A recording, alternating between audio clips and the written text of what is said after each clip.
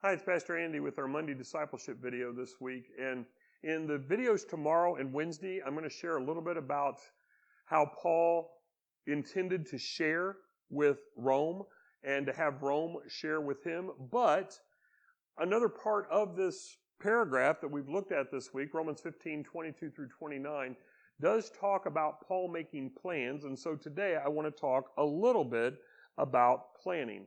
Now, there are some people who plan down to the very last detail. Others like to just play it by ear. And I lean much more to the side who is a definite planner, but I do understand that there is a place for both, even if each side has difficulty understanding the other. What we can say about Paul, though, is that Paul was a planner. And we see this clearly in this week's passage. Paul was not just a planner, though. Paul was also dependent upon God. As a Pharisee, Paul would have known the Old Testament very well, and I think he could have quoted for us verses such as Proverbs 16, chapter 16, verses 3 and verses 9. And I'll read those for us in just a couple of moments. But both of those talk about planning, but they also talk about God's involvement. In Romans 15:22, Paul mentions that he has been hindered from traveling to Rome. Now, that may be true, but his word choice here is very interesting. The hindrance is because God has kept him from going. Catch that. Paul says, I have been hindered from going to Rome, from making it to you as I have planned to do multiple times. Go back to Romans 1 for that. And the reason I've been hindered is because of God. Now, what God was doing is God said, I have work for you to do elsewhere, and until that work is done, you're not set to go to Rome. The verb in this case is a passive verb, and specifically it is known as a divine passive verb, meaning that Paul is the subject, but the verb is being done to him. And specifically in this case, the doer is God. You might remember a story from Acts chapter 16 where Paul is wanting to go to Bithynia. He's wanting to go to one direction, but the Spirit would not let him go that way. Instead, after having a dream about a man calling him to come to Macedonia, Paul went to the group there, and that's how the church at Philippi was started. And again, I realize that some people are very averse to planning, but we all plan something. We think about, what am I going to eat tonight, or do I need to set an alarm clock? That even something as simple as those are some element of planning. But I do know that not everybody needs to plan as much as I do. But the key in planning is to recognize that even the best of our plans do not allow us to see the full scope that is before us.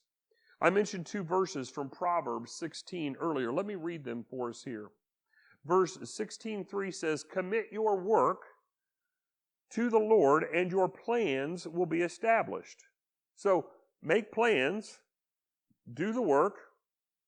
God will honor that in some way. But 16:9 is also instructive for us. The heart of man plans his way, but the Lord establishes his steps. The heart of man plans his way. Make plans. It's okay. But the Lord establishes his steps. The Lord is the one that will make things happen. Now, those verses come from the book of Proverbs, which is the great book of wisdom from the Old Testament, as we know. But the book of James is sometimes called the New Testament wisdom book, and it has a set of verses for us that are instructive as well. In James chapter 4, verses 13 through 15, we have this. Come now, you who say, today or tomorrow we will go into such and such a town and spend a year there, trade and make profit. Yet you do not know what tomorrow will bring.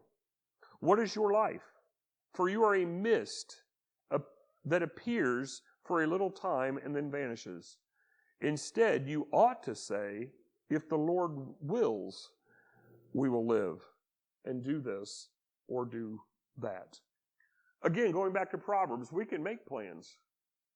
But we need to understand that if the Lord is not willing, those plans are not going to happen. So we don't put the tagline in, well, Lord willing. We should truly mean, Lord willing, these things will happen. The reality is that sometimes our plans do happen, but they happen very differently. For Paul, he did make it to Rome. But first, he went back to Jerusalem despite warnings that we can read about in Acts chapter 20. And when Paul was ready to travel back to Rome, he went as a prisoner. But he did make it.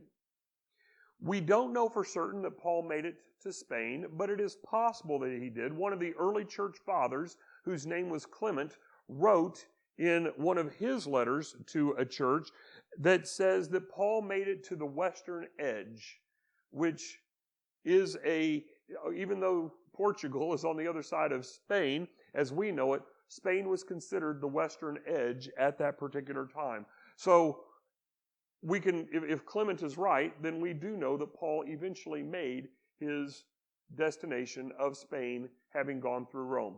The Bible doesn't record that, but the point of this is that Paul trusted God. He made his plans, but Paul trusted God for the outcome of those plans, and you and I should do the same.